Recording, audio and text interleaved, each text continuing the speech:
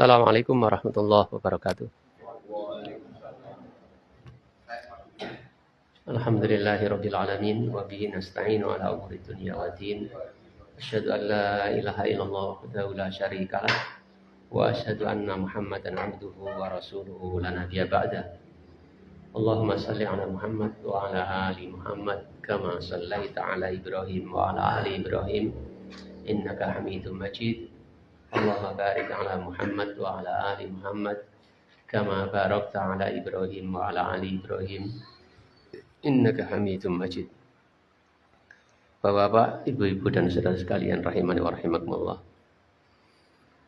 Alhamdulillah, kita panjatkan rasa syukur kita kepada Allah Subhanahu wa taala di malam yang berbahagia ini masih memberikan kepada kita sekalian bisa hadir dan berkumpul dengan saudara seiman, bisa kembali bersama-sama meneruskan kajian Fiqh Sirah kita, kajian lebih mengenal, memperdalam, mempelajari perjalanan hidup Nabi Sallallahu Alaihi Wasallam, khususnya faedah-faedah yang seharusnya yang bisa kita dapatkan dari perjalanan hidup dari junjungan kita, panutan kita, Nabi Muhammad Sallallahu Alaihi Wasallam, yang dengannya semoga semakin menambah kedekatan kita kepada beliau Sallallahu Alaihi Wasallam, semakin mengenal, semakin sayang, semakin bisa lebih banyak meneladani dari apa yang beliau lakukan atau beliau tunjukkan atau beliau perintahkan. Dan kita semua berharap Allah Subhanahu wa taala kumpulkan kita sekalian bersama beliau di surganya kelak. Demikian pula kita berharap kita semua bisa bertemu di surganya kelak. Bapak, ibu-ibu dan saudara sekalian muliakan oleh Allah Subhanahu wa taala. Pada kesempatan malam ini kita memasuki pada pembahasan tentang syariat zakat. Syariat zakat. Sebagaimana pada syariat-syariat dalam agama kita, zakat pun disyariatkan secara bertahap. Zakat pun demikian, disyariatkan secara bertahap. Yakni di masa periode Mekah, atau periode Mekah ada periode Madinah. Zakat ini Bapak, ibu-ibu dan saudara sekalian muliakan oleh Allah Subhanahu wa taala, adalah amalia yang sudah dikenal atau disyariatkan jauh sebelum diutusnya Nabi Muhammad sallallahu alaihi wasallam, yakni disyariatkan pada umat-umat sebelum Nabi Muhammad sallallahu alaihi wasallam. Nabi Ibrahim, Nabi Ishak, termasuk Nabi Isa alaihi salam. Allah Subhanahu wa taala misalnya di antaranya adalah berfirman di dalam surat Al-Anbiya. Allah berfirman, wa ja'alnahum a'immatan yahduna bi amrina wa auhayna ilaihim fi'lal khairat wa iqamis salati wa ita'at wa iqamas salati wa ita'az zakati wa kanu lana 'abidin. Wa ja'alnahum, dan kami jadikan mereka, yakni nabi-nabi sebelum Nabi Muhammad, Nabi Ibrahim, Nabi Ishak, Nabi Yakub, dalam hal ini a'immatan, pemimpin-pemimpin teladan bagi orang lain, yahduna bi amrina, yang memberikan petunjuk kepada dengan perintah kami, dengan perintah Allah Subhanahu wa taala. Wa auhayna ilaihim, dan kami wahyukan kepada mereka fi'lal khairat, perbuatan-perbuatan yang baik. Lalu wa iqamas salati wa ita'az zakati, dan mendirikan salat, mengeluarkan zakat, wa kanu lana 'abidin, dan mereka itu beribadah kepada kami, artinya ikhlas di dalam beribadah hanya kepada Allah Subhanahu wa taala. Jadi pada ayat ini, Bapak, ibu-ibu dan saudara sekalian muliakan oleh Allah Subhanahu wa taala, kita mendapatkan kesimpulan secara global, nabi-nabi terdahulu sebelum Nabi Muhammad sallallahu alaihi wasallam juga telah mengenal syariat zakat ini, ya, telah mengenal syariat zakat ini. Adapun bagaimana rincian zakatnya, kita tidak mendapatkan keterangan itu. Sebagaimana sholatnya juga demikian. Kemudian Allah Subhanahu wa taala juga menyebutkan lewat lisan Nabi Isa alaihissalam pada masanya. Nabi Isa alaihissalam mengatakan wa ja'alani mubarakan aina ma kuntu. Ono sing maca penak iki. Wa ja'alani mubarakan aina ma kuntu wa awsani bis salati waz zakati ma dumtu hayya. Wa ja'alani mubarakan aina ma kuntu gitu ya. Dan menjadikan aku mubarakan, orang yang diberkahi. Aina ma kuntu, di mana saja aku berada. Kata Nabi Isa alaihissalam. Wa awsani, dan aku diwasiatkan kepadaku bisolati, dalam melakukan sholat. Wa zakati, dan mengeluarkan zakat. Madum tu hayya, selagi hayat masih dikandung badan, selagi aku masih hidup. Di sini juga kita mendapatkan penjelasan, informasi bahwasanya zakat itu juga telah dikenal di zaman Nabi Isa. Syariat itu telah disyariatkan pada umat di mana Nabi Isa alaihissalam diutus. Dan menjadikan aku adalah orang yang diberkahi, manusia pilihan Allah Subhanahu wa taala, nabi, rasul. Di mana saja aku berada, dan diwasiatkan kepadaku atau diwahyukan kepadaku agar melaksanakan sholat, agar mengeluarkan zakat selagi masih hidup, selagi hayat masih dikandung badan. Maka ini bukan syariat yang baru, ya, bukan syariat yang baru. Sebagaimana sholat, sebagaimana puasa, ya. Zakat bukan syariat yang baru. Agama-agama ya tauhid, ya, yang Allah Subhanahu wa taala mengutus para utusan-utusannya untuk mengajak umat hanya beribadah kepada Allah Subhanahu wa taala, telah ada syariat ini. Maka sesungguhnya syariat Islam yang dibawa oleh Nabi Muhammad sallallahu alaihi wasallam adalah penyempurna, pelengkap dari syariat agama-agama sebelumnya. Maka ketika atau menghapuskan syariat terdahulu yang dihapus dan disyariatkan oleh Nabi Muhammad sallallahu alaihi wasallam sebagai penghapus, sehingga ketika Rasulullah Shallallahu Alaihi Wasallam diutus, maka tidak boleh ada lagi orang yang mengikuti ajaran-ajaran Nabi sebelumnya, walaupun semua itu adalah utusan Allah Subhanahu Wa Taala. Jadi setelah Nabi Muhammad Shallallahu Alaihi Wasallam diutus, maka semuanya harus menjadi umat Nabi Muhammad. Syariat yang berlaku adalah syariat Nabi Muhammad Shallallahu Alaihi Wasallam sampai besok menjelang hari kiamat. Ketika Nabi Isa alaihissalam turun, maka Nabi Isa melakukan sholat sebagaimana sholat yang disyariatkan oleh Nabi Muhammad Shallallahu Alaihi Wasallam, mengikuti sholat kaum muslimin saat itu, Imam Mahdi yang dipimpin oleh Imam Mahdi. Karena memang Nabi Isa alaihissalam diturunkan oleh Allah Subhanahu Wa Taala bukan untuk membuat syariat baru. Maka Nabi Isa pun mengikuti syariat Nabi Muhammad.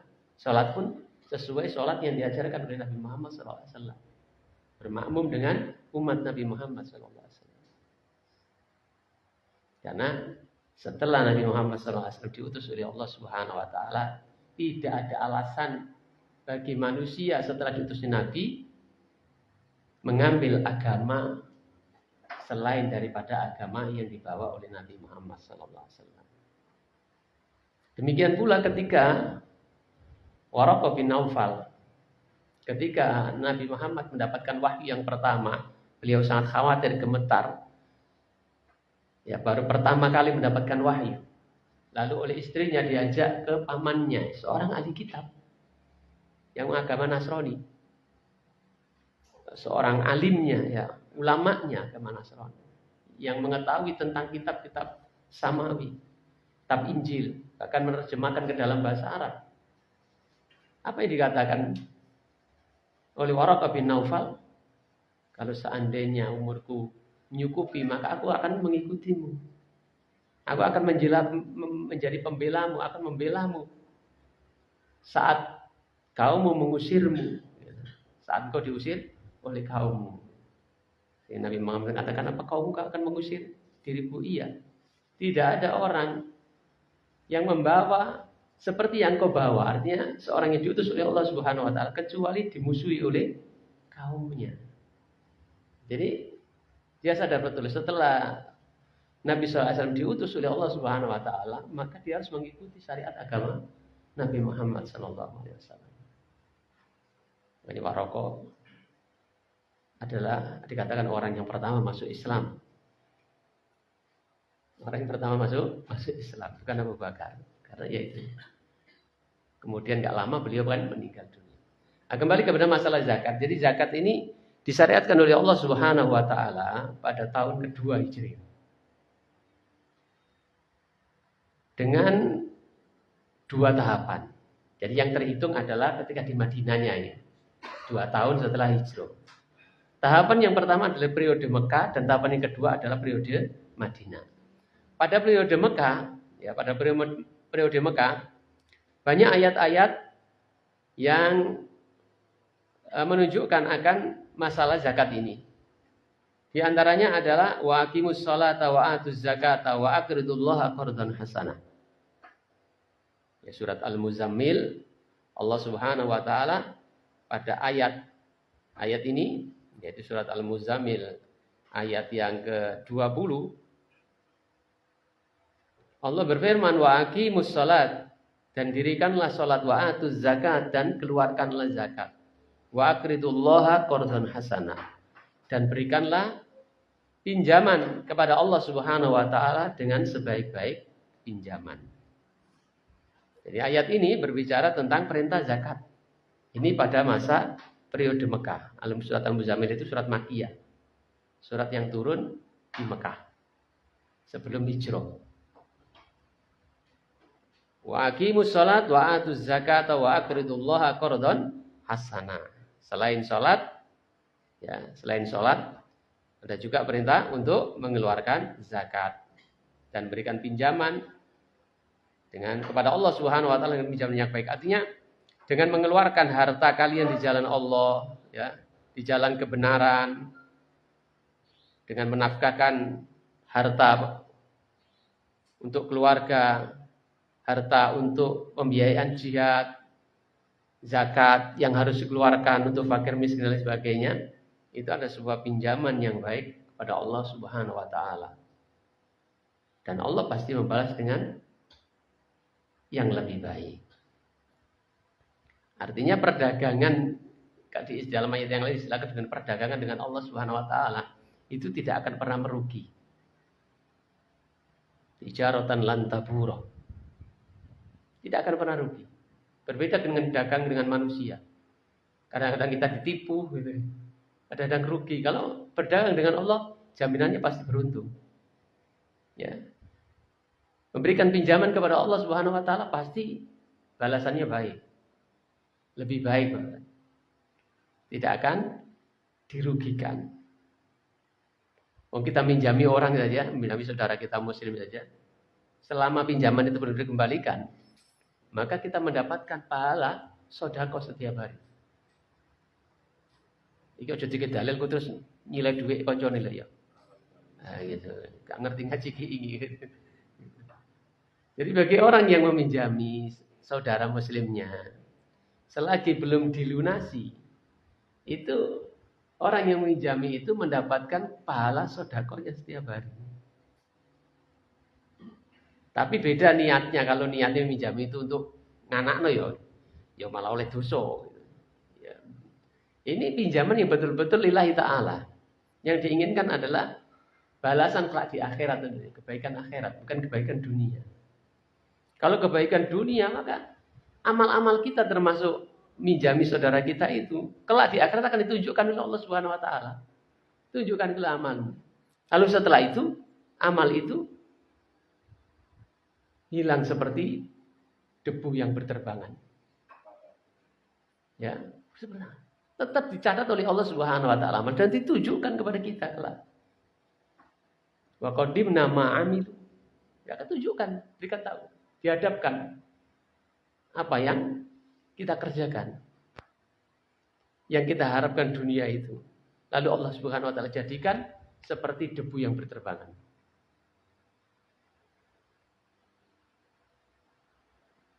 Ini kalau niatnya untuk dunia. Ya, untuk dunia.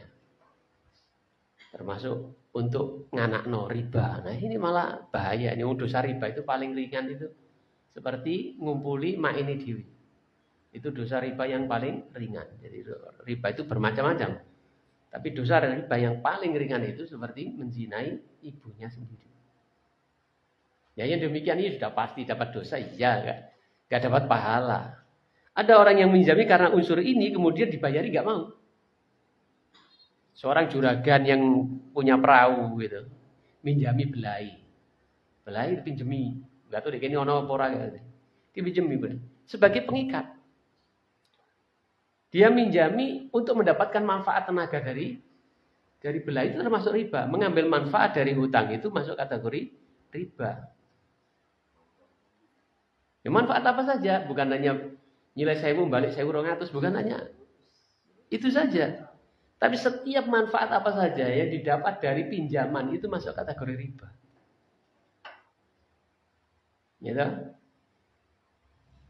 Jangan minjami duit aku, kemudian tak gawani sepeda apa gawe ya riba ini. Ya, nggak boleh pinjam manfaat. Saman kasih pinjaman ke seseorang karena saman punya perahu. Lalu karena pinjaman itu saman menginginkan dia itu tetap kerja di perahu ini sampean jadi belai. Nah, yang demikian ini kadang-kadang mau dibayari nggak boleh. Wes nggak usah. Karena apa? Supaya terikat. Karena dia mendapatkan keuntungan dari tenaganya itu. Maka yang demikian itu riba. Ya, bukan. Tapi ya pada seneng ya. Kan, aku tak melu perahumu, tapi aku silai dhisik. Ya padha wae, padha dene. Kalau dulu itu nggak begitu kayak. Jadi inisiatifnya dari juragani. Karena kesing di perahu, terus akhirnya kewan golek jeragan, kewan golek apa? Golek belah. Ya, kemudian pakai sekarang model utangan. Kok utangan saya kira niru-niru dan sebagainya. Enggak tahu ini ono apa ora iki. Nah, itu intinya adalah mengambil manfaat dari hutang, maka itu masuk kategori riba. Nah, ini yang sering kita nggak menyadari. Seakan-akan yang riba itu hanya nganakno saja. Ya, utang 500.000 kembali 510.000. So, kalau akeh-akeh tetap riba. Apalagi nanti utangnya gak iso nyaur, sudah jatuh tempo dinaikkan lagi. Wah, itu tambah nemen riba jahiliyah. Ya, kita kembali lagi ke pokok bahasan. Jadi tahapan yang pertama adalah periode Mekah. Allah perintahkan untuk sholat, untuk puasa, dan sebagainya. Kemudian dalam ayat yang lain Allah juga berfirman dalam surat Al-Fussilat, wa wailul lil musyrikin, maka celakalah orang-orang musyrik. Alladzina la yu'tuna zakata. Yaitu orang-orang yang tidak mau mengeluarkan zakat dari hartanya. Wa hum bil akhirati hum kafirun. Dan mereka itu kelak di akhirat termasuk orang-orang yang ingkar. Orang-orang yang ingkar. Nah, di sini juga kita mengetahui ya ayat surat Fussilat ini turun di Mekah. Mengetahui tentang adanya syariat zakat ini. Alladzina la yu'tuna zakata. Orang-orang yang tidak mengeluarkan zakatnya. Allah katakan wawailul lil musyrikin. Celakalah orang-orang bagi orang yang menyekutukan Allah. Alladzina la yu'tuna zakata. Yang mana orang-orang itu tidak mau mengeluarkan zakat. Jadi zakat itu sudah diperintahkan. Ayat-ayat ini berbicara tentang zakat secara umum. Ya, ayat-ayat yang turun di Mekah yang berkaitan dengan zakat ini berbicara zakat secara umum, tidak menjelaskan tentang sifatnya, berapa kadarnya, siapa yang wajib mengeluarkan zakat, gitu. Secara rincinya, siapa yang berhak menerima zakat, sebatas apa batasannya harta itu harus dizakati, tidak ada penjelasan seperti itu. Jadi secara umum saja, orang mengeluarkan hartanya. Adapun pada masa periode Madinah baru ada penjelasan. Ya, banyak disebutkan rincian-rincian tentang zakat ini. Makanya kita mengenal adanya haul, adanya nisab. Haul itu adalah masa harta itu wajib dizakati, yaitu 1 tahun. Haulnya itu satu tahun. Harta itu kalau sudah berjalan dimiliki selama 1 tahun, maka wajib dikeluarkan zakatnya. Kalau sudah memenuhi nisabnya.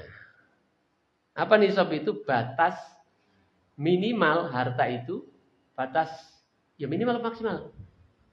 Harta itu wajib dizakati minimal ya. Wajib dizakati, yaitu senilai berapa? 85 gram emas. Nilainya senilai 85 gram emas. Emas murni. Ya, tinggal menghitung. Ya, berapa emas sekarang per gramnya kali 85 dengan jumlah harta kita sudah mencapai itu atau belum. Kalau sudah berarti wajib untuk dizakati, enggak banyak, cuma 2,5%. Ada rinciannya, ada zakat harta harta ada berupa ternak, ada rinciannya. Ternak, ada pertanian, tani yang diairi dan tadaudan, semuanya ada. Zakat tambang, zakat harta temuan, ini rinciannya ada di pada syariat zakat di masa periode Madinah. Kewajiban zakat ini. Dan zakat ini disyariatkan pada bulan Syawal, pada tahun yang kedua dari Hijriyah. Turun kewajiban zakat bagi kaum muslimin. Yang menjelaskan tentang sifat-sifat dan lainnya. Dan ini menjadi bagian dari rukun Islam. Menjadi bagian dari rukun Islam. Tunggali zakat, tunggali apa? Sholat, haji, puasa. Rukun Islam ada, kira Pak D? Ada 5. Itu kan kadang-kadang nggak ngerti.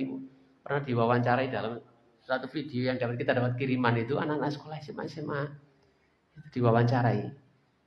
Yang bisa nyebutkan rukun Islam dikasih hadiah. Loh itu ternyata wakai sih gak iso. Anak-anak kita itu sudah tingkat-tingkat SMA. Jadi rukun Islam yang dulu TK sudah dihafalkan itu. SMA sama gak iso malah.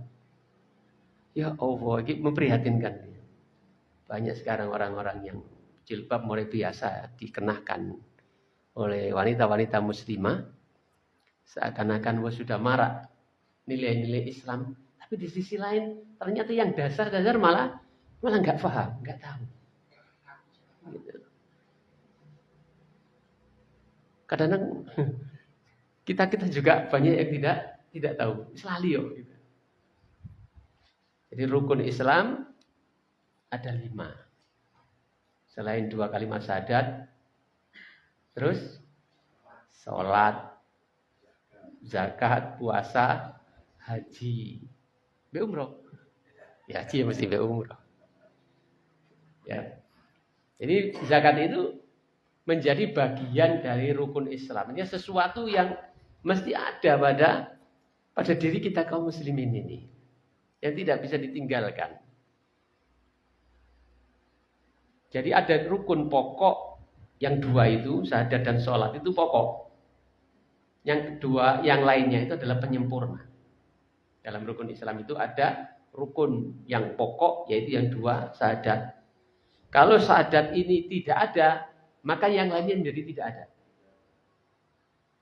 Mau sholat juga tidak diterima. Ya, mau zakat juga tidak diterima. Ini yang pokok ini. Kemudian yang kedua adalah sholat. Jika tidak sholat, ya percuma.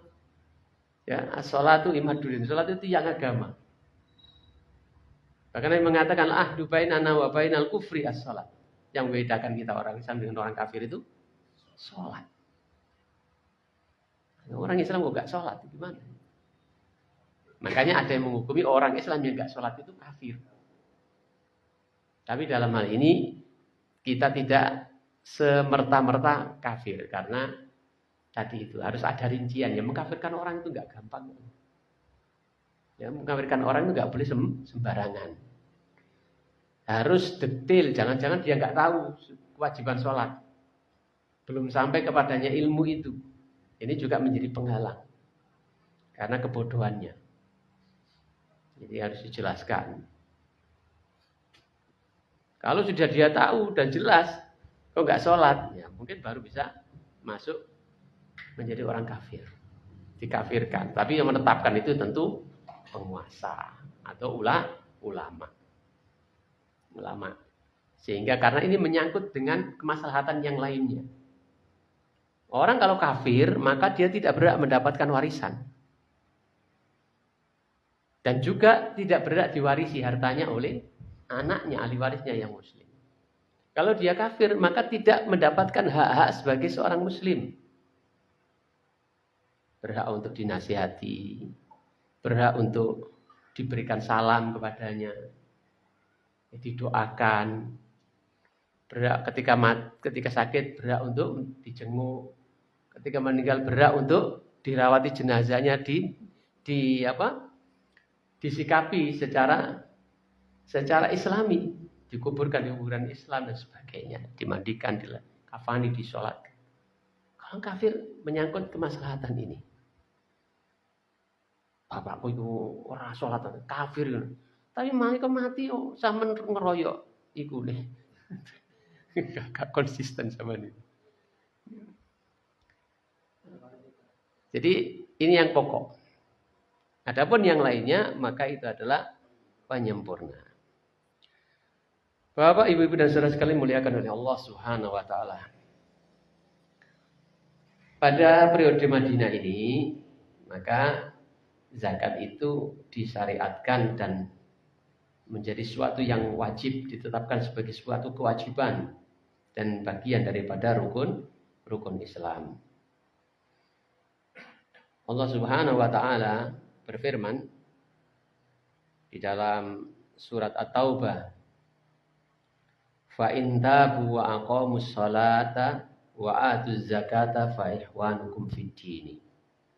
Dan jika mereka bertaubat, wa aqamus salat, dan kembali melaksanakan sholat. Jika mereka yang sebelumnya enggak sholat, bertaubat kepada Allah Subhanahu wa taala, sholat itu wajib, Gus. Ini. Oh iya, menyesal bertaubat kepada Allah Subhanahu wa taala, melakukan sholat. Demikian pula yang asali mengingkari zakat, iman, tidak miskin karena zakat. Kemudian dia kembali mengeluarkan zakat. Fa ikhwanukum fid din. Maka mereka itu adalah saudara kamu dalam agama ini, saudara seiman, saudara seagama. Nah, saudara seagama ini kadang-kadang lebih kuat, ya, lebih kokoh daripada saudara senasab, saudara kandung, saudara tiri. Karena kalau satu kafir satu muslim, maka gak ada ikatan lagi, ya, kecuali ikatan kekerabatan. Yang dia tetap harus disikapi dengan baik. Tapi untuk hak sebagai seorang muslim dia tidak mendapatkannya, terputus. Kalau dia perang bela kono, ya dia musuhan perangan satu dulu. Karena dia kafir.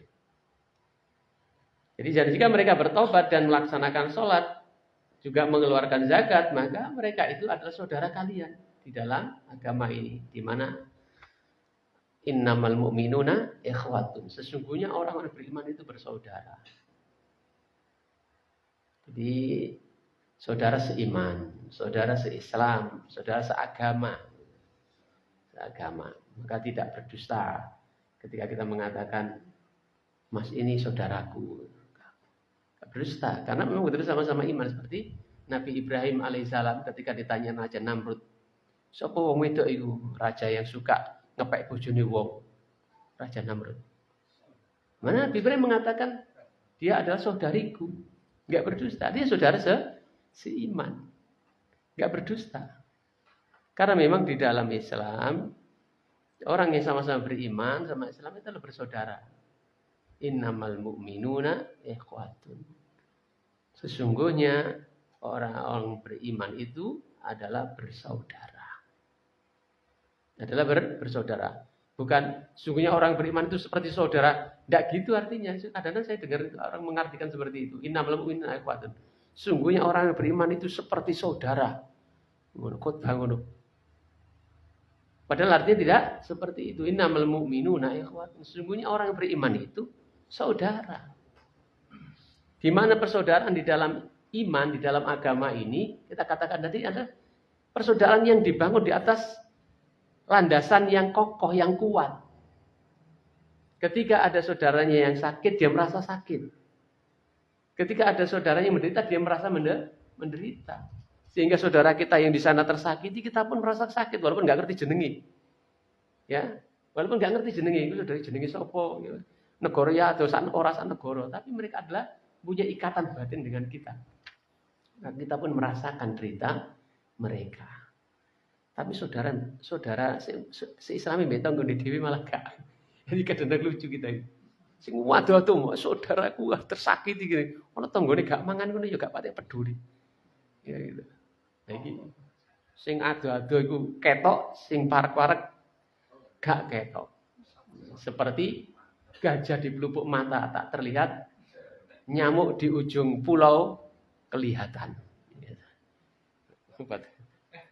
Ini juga menjadi tambahan sesuatu untuk kita ini. Semestinya kan tidak ada bedanya, bahkan yang tetangga itu lebih punya hak bagi kita. Hak sebagai tetangga.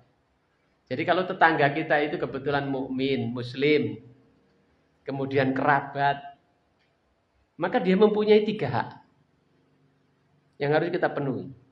Hak sebagai saudara seiman, hak sebagai saudara senasab atau kerabat, nasab, dan hak tetangga. Paling sempurna tetangga kita itu adalah kerabat kita dan muslim. Tapi kalau tetangga kita kafir, maka dia hanya mendapatkan 1 hak kalau dia bukan saudara kita, bukan kerabat kita. Ya hak tetangga yang kita harus berbuat baik kepada tetangga. Kalau dia kerabat kita, dia punya dapat dua hak yang harus kita penuhi. Jadi ikatan persaudaraan di dalam Islam itu sampai Nabi menggambarkan kal jasadil wahid, seperti satu tubuh. Apabila ada anggota tubuh yang sakit, maka dia merasakan sakit. Seperti ketika tangan kita sakit, kaki kita sakit, mata kita ini nggak bisa terpejam, nggak iso turu, mulut kita pahit, nggak doyan mangan, badan kita demam. Kenapa? Karena ada anggota tubuh kita yang sakit. Tapi kita belum sampai bisa seperti itu. Iya enggak? Kayak jawab, durung iso kaya ngono. Nah, ngono tok gore mati wae ora teko. Waduh. Ora tanggone mati ra teko. Ora tanggone loro ya gak tau ditiliki. Awat-awat gak ero. Gitu. Tanggone yang ngono loro iku pang ditiliki gak gelem. Kinane loro rumah sakit ra teko, no malah gak teko penake dhewe. Engko balik. Ondo sing ngono iku. Jadi ditiliki rumah sakit. Nah, kadang-kadang rumah sakit itu gak ada duit. Atau pas rumah sakit gak ngerti ya, gak kerungu. Bareng kerungu mulai lagi kerungu. Ditiliki jadi ngamuk-ngamuk nambahan. Pacine awat-awat gak ero. Ngono ya lah tadi. Nah, kita kurang menyadari bagaimana kita bersaudara di dalam Islam. Sudah kita kembali lagi ke sini. Jadi di dalam ayat-ayat yang turun pada periode Madinah ini kemudian terperinci. Ya, terperinci. Kepada siapa harta itu harus diberikan gitu. Berapa kadarnya? Di antaranya ayat itu menyebutkan akan hal itu innamas shadaqatu lil fuqara'i wal masakin. Sesungguhnya zakat itu, kita sering membedakan zakat itu sedekah yang wajib. Kalau yang disebut sedekah atau infak itu hukumnya sunnah gitu. Kita membedakan seperti itu. Tapi bahasanya di dalam hadis itu ya sedekah. Sesungguhnya sedekah. Nah, terus ini kita artikan zakat karena sesuai yang kita pahami, zakat itu yang wajib. Itu kewajiban mengeluarkan harta yang diberikan kepada orang-orang fakir dan miskin, wal amilina 'alaiha, dan amil. Nah, amil ini adalah petugas yang ditunjuk oleh negara.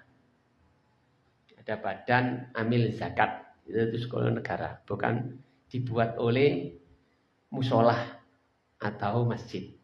Makanya kemudian ada yang berhati-hati, amil-amil yang tiap tahun ditunjuk oleh panitia jadi pengumpul zakat dan pembagi zakat itu nggak boleh mengambil harta zakat, nggak dapat bagian. Ini lebih hati-hati. Kenapa? Karena ini bukan ditunjuk oleh pemerintah. Di zaman Nabi itu ambil itu pemerintah Indonesia, pegawainya pemerintah. Dan bekerjanya bukan setahun sekali.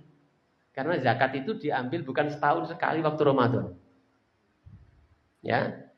Jadi umpamanya kita sekarang ini mulai dagang. Tahun ini, ya tahun depan pada bulan ini itu zakatnya dikeluarkan. Orang kok ngenteni poso nih kabeh. Kadang-kadang durung poso wis ana zakate, kadang-kadang ketika poso durung sampai setahun wis ana zakate, kadang-kadang wis kelewatan. Ngenteni poso wae lagi ditokno zakat. Ya kalau zakat fitrah memang ketika selesai puasa. Tapi kalau zakat temal tidak. Ya kalau sudah sampai setahun, kapan dia mulainya memiliki harta itu? Dimiliki selama 1 tahun dengan batas nisab yang harus dikeluarkan itu dimiliki selama 1 tahun. Ya sudah. Pada bulan apa dia itu pas tahun ya dizakati.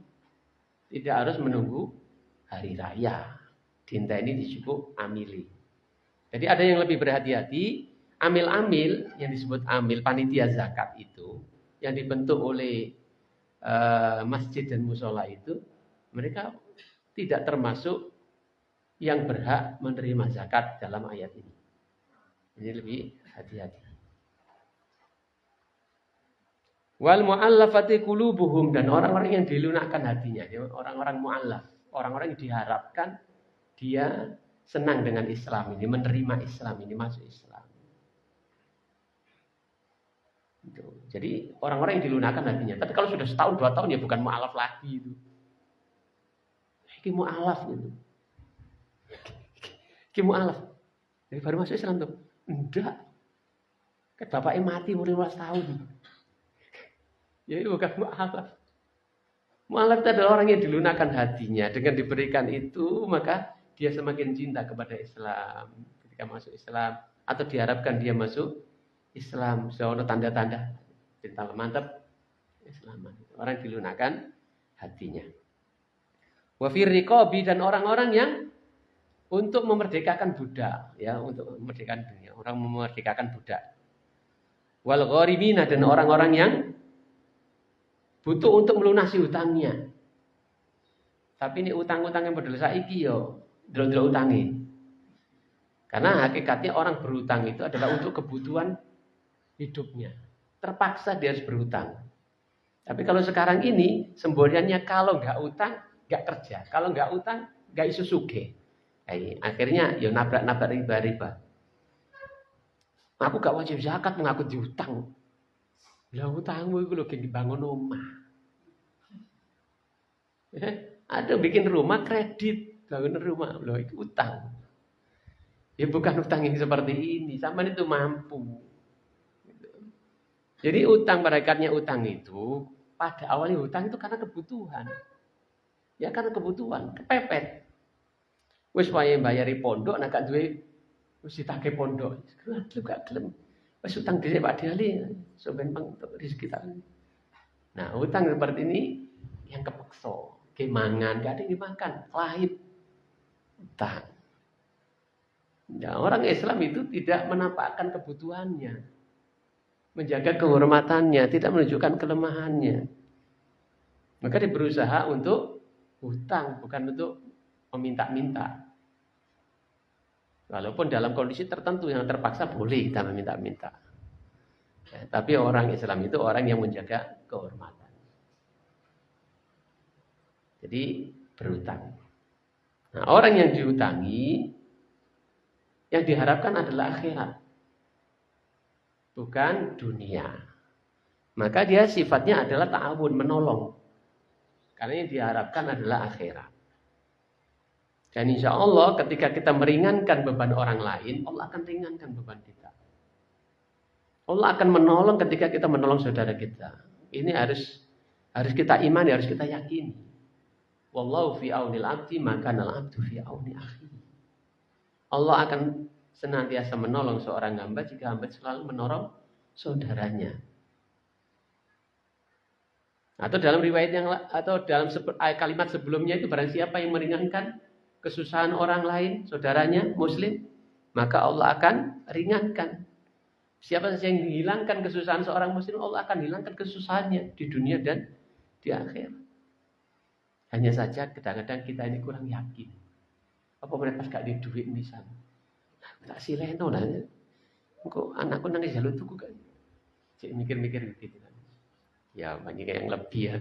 Kalau gak bisa ya carikan solusi teman-temannya yang punya duit lah. Gitu. Ya cuma duit. Yang mungkin ketika saudara kita minjam dia gak akan dipercaya.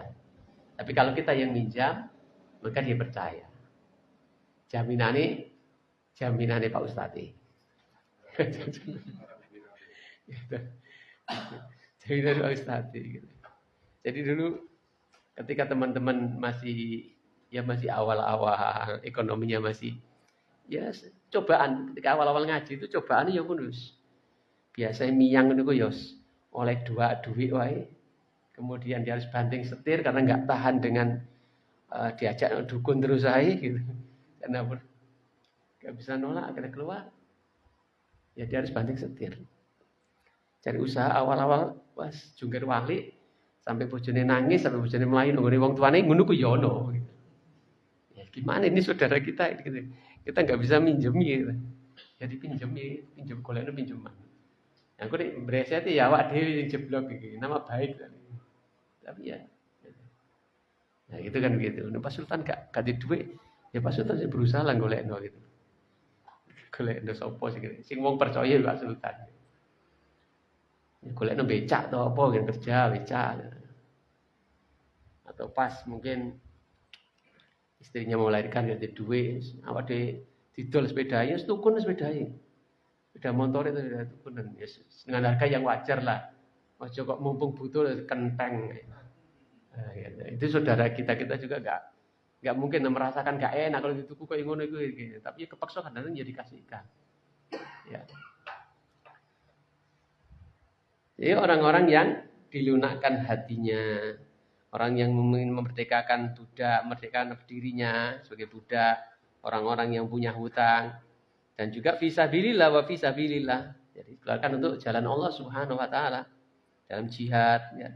Wa ibnu sabil, orang yang safar yang kehabisan bekal. Boleh dia menerima zakat. Faridatan minallahi, sebagai kewajiban dari Allah Subhanahu wa taala. Wallahu alimun hakim, dan Allah itu zat yang Maha mengetahui lagi Maha bijaksana. Maka di sini kemudian zakat itu menjadi kewajiban yang mesti dikerjakan. Yang mesti dikerjakan. Bagi orang-orang yang kaya, orang-orang yang mempunyai harta yang sudah sampai pada nisab dan khaulnya untuk saudaranya yang berhak menerima zakat yang disebutkan dalam ayat tadi.